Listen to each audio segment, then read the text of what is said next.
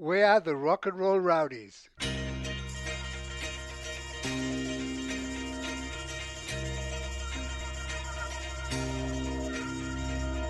I'm Wilco, the Rattlesnake Fighter.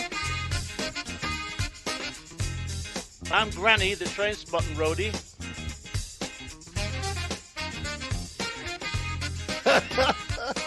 And I'm just Mal, just me. And we're the Rowdies. Hey, out there in the wide world of rock and roll, this is Granny, the train spotting roadie, coming to you from Los Angeles. And we got Mal Craggs. How are you doing there, Mal? Yeah, this is Mal. I'm sitting in England, jolly old England, drinking my wine. Pubs are shut. Pubs are closed, got no options. Well, welcome to the World Wide Web, Mr. Craggs. We kind of talked about who can remember what like a really momentous gig it was. And obviously, I know you've got a big one. I've got a couple of little notes here. Do you want to lead it off? Tell us about your most outstanding gig. I've got different outstanding gigs for different reasons. Same here. I mean, the big one obviously was Live Aid, 1985, right. Because I was one of the very few people to do both of them. I was working with Phil Collins, and so we done Wembley Stadium with Sting and Phil, and then Sting, another nice northeastern boy. And then we jumped on Concorde, went to New York, and then onto an helicopter down to Philly. Done the show in Philly. Phil done his thing. He done the thing with Robert Plant and Jimmy Page, which they were very unhappy with. They used two drummers, and I don't know. They just didn't sync up. They just did not sync up. I don't think Concorde. I never rode on Concorde.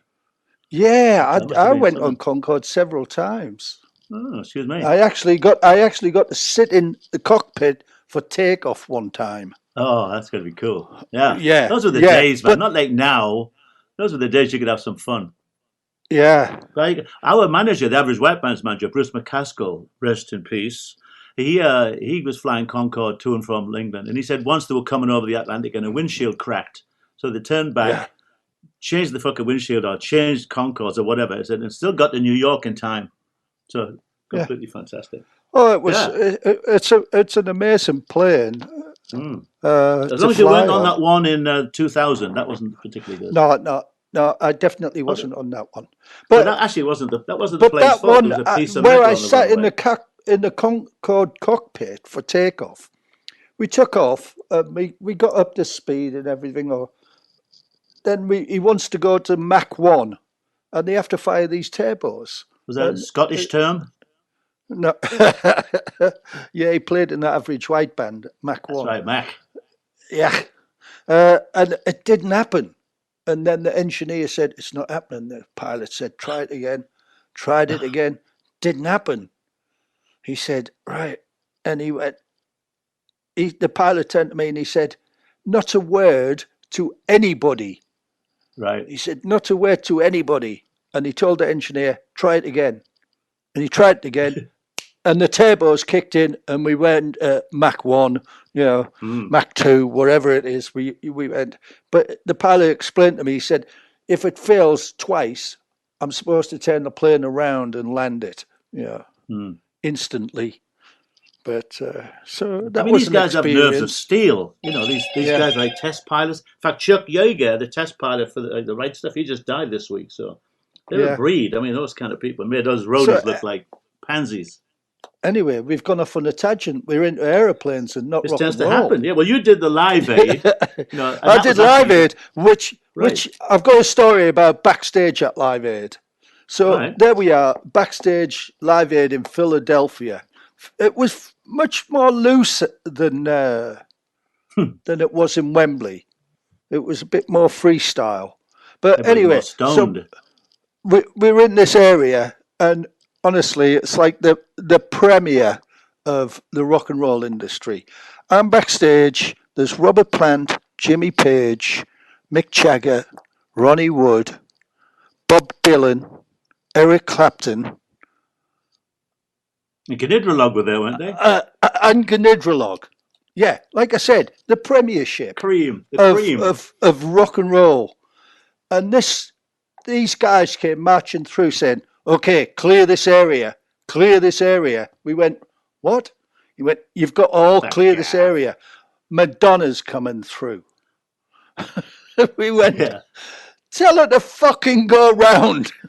Yeah, I love it. You imagine Mick Jagger moving for her. Yeah, two chances. Yeah, Bob Dylan, Mick Jagger, Jimmy Page, Robert Plant, Eric Clapton. Tell her to fucking go round. Go around, yeah. Madge. Yeah. Well, in England they call her Madge. I like that. Yeah. I said, you want one of my... But that's one of my memory, right. That was for obvious reasons. That's one you can sit your grandkids on your knee, Malcolm, and tell them about the day you did Live Aid. Yeah. They won't believe you. No. Yeah. My most memorable one, we've talked maybe before, is I did the concert taking black music back to its roots in Zaire in 1974. It originally meant to coincide with the Muhammad Ali George Foreman fight, the Rumble in the Jungle. So that was pretty extreme. And it's the only time I've ever been to Africa, and that was like sweltering heat. We're working with Chip Monk, the guy who was the production manager for Woodstock and I think some of the Stones' early tours in the States when production was starting to really come in. But it was bizarre. You had like coming in from the airport in a taxi. First of all, you land in a 747. This is 1974. So it was a 747 Alitalia, and the whole neighborhood turned out to see it because these are people literally, third world. It was definitely a low-income area by the airport. And people walking around with pots on their heads and jumped in a taxi to go to town. The taxi was held together with chicken wire. You could see the ground beneath your feet through gaps in the frame. And it was fascinating, a bit intimidating actually at the time. It was like you were in a completely different environment. I'd never been out of the Western European kind of thing, States, New Zealand, Australia. Here I was in the Belgian Congo. And 10 years before, there'd been like the Belgian army shooting people in the streets for daring to want to be independent. So it was like quite an atmosphere. And we go to the stadium named after Mobutu Sese Seko, the dictator. How do you know that? How do you remember that? Malcolm, I went to school. I remember the name. I remember the name of the guy that gave me the visa. I have a 2-page visa in my passport. It says Kasesa Wadulamba. That's the official's name that stamped my passport. God, I never knew I used to have a memory for these things. It's from being a train spotter. Facts, figures, distances, directions, statistics. It's just a intelligence, I suppose. Some sort of intelligence. Shit. You're full of shit. Intelligence. Full of shit, basically. But anyway, we get to the stadium, and there's all these Vietnam-era American army trucks with all bullet holes in them, moving all the gear around, like flatbed trucks. So they're all shot up. They probably came straight from Vietnam sold them off to Africa, putting all this gear in position. And the lighting rig was a big square truss, big rectangular truss, suspended above the stage by a crane. There was no ground support. There was no nothing to fasten motors to. It was suspended in the air, and the guy that had to run the crane all the time to keep the pressure up or whatever. Must have been safety chains somewhere, but it wasn't like later productions. And the guy that ran the crane lived in a water tank down the street. So it was so we're all there with multi-million-dollar productions, and it's literally poverty everywhere.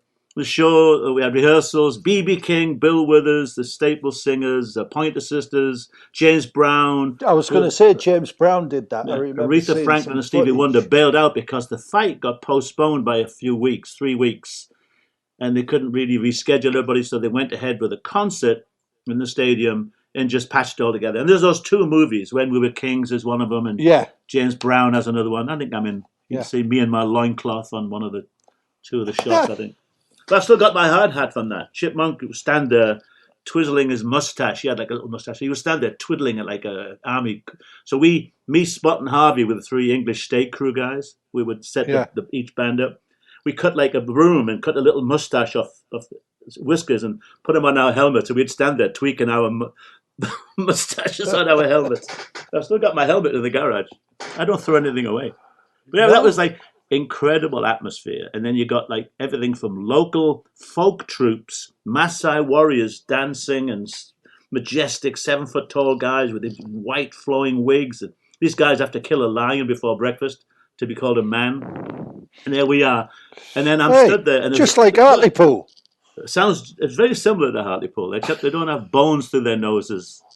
There's this, I stood looking at this little folk troupe, a mixture of boys and girls. There's a little teenage beauty. She was lovely. It was all very innocent. We happened to just make eye contact, and she was topless, of course, native. And I just was like smiling at her, and out the corner of my eye, I saw this like bloke with a bone through his fucking nose, looking at me like, and just this knife going, don't even think about it. So very protective, like so. And the concert went on. Because of the cancellation of the fight, there was a lot less foreign people came. So they sent the army out to drive people in for the crowd shots. Like, get in that stadium, or we'll fucking murder your whole family. So the stadium was full of people, and James Brown's doing this, get up, and they were looking at like, what the hell is this? They've done a good job of editing in the movie because the people didn't quite get it.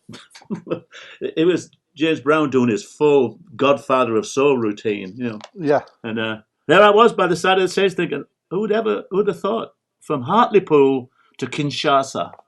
And the final thing in the end was, I wasn't really a big doper, but on the last day, someone said, let's get a quid deal just to calm down and kill some time before we leave for the flight home. Well, a quid deal in England is like a little baggie. So a quid deal in Zaire was like a guy came back with like a big bag, like a sack of potatoes full of weed. So people are eating it, burning it. We were all high as kites when we went to the airport. And I got on the plane. And because we were all had dysentery, we drank the water, couldn't have rum and cokes, not thinking that the ice was made from the local water. All the classic early mistakes. So on the plane, I passed out and had an absolute crazy nightmare on the plane. I dreamt that my mother had gone insane and we kept her in a cage. And I woke up screaming in the middle of the night. The whole plane was blacked out. And my ears had popped. I thought we were dead because my ears were blocked with air pressure. Oh, quite an event. So that was my biggest one.